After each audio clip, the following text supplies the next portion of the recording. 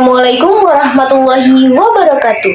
Selamat siang pemirsa. Selamat datang kembali di berita seputar pertanian. Bersama saya Nadila Putri Ardianti yang akan memberikan berita yang teraktual dan terpercaya, yaitu pembudidayaan jamur tiram. Dengan memberdayakan keluarga di rumah di Kelurahan Deblot Sundoro, Kota Tebing Tinggi, Bapak Zulkifli membuka usaha budidaya jamur tiram.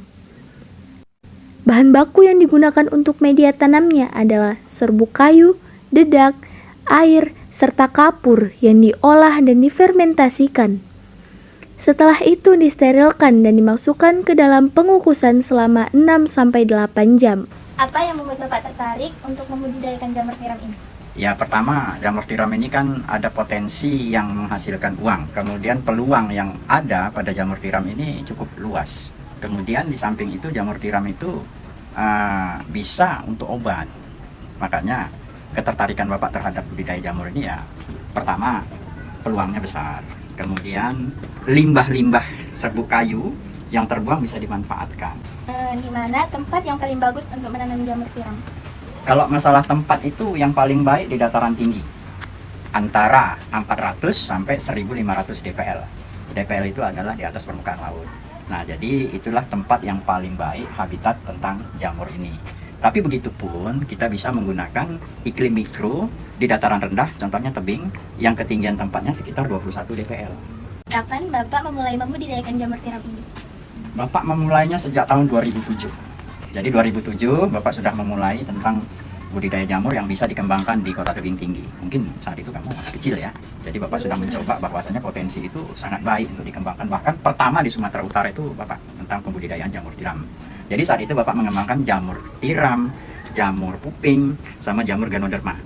Ganoderma itu jamur kayu yang bisa untuk pengobatan kanker.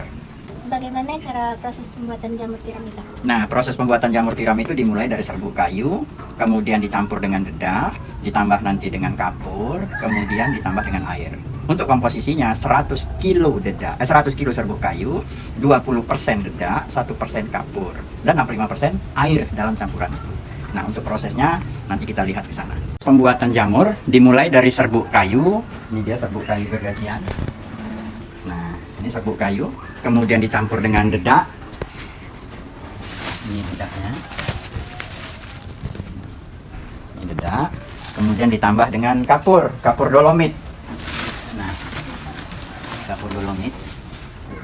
Nah, jadi kapur dolomit ini dicampur jadi satu, dimasukkan ke dalam mesin mixer, kemudian ditambah air. Setelah ini menjadi satu, kemudian diturunkan di fermentasi.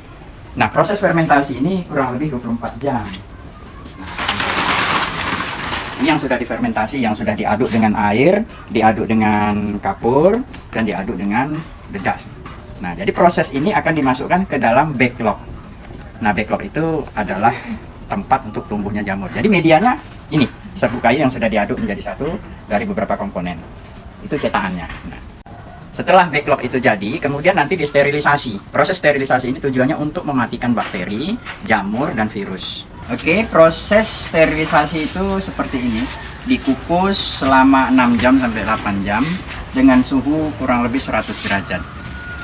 Sekali panen biasanya Pak Zulkifli menghasilkan 5-10 kg jamur tiram per hari dengan harga 25.000 per kilonya dan akan dipasarkan ke pasar tradisional yang sudah menjadi langganannya di Kota Tebing Tinggi. Nah, saudara, informasi tadi menutup perjumpaan kita kali ini. Saya Nadila Putri Ardianti pamit undur diri dan mengucapkan terima kasih atas kebersamaan Anda. Wassalamualaikum warahmatullahi wabarakatuh.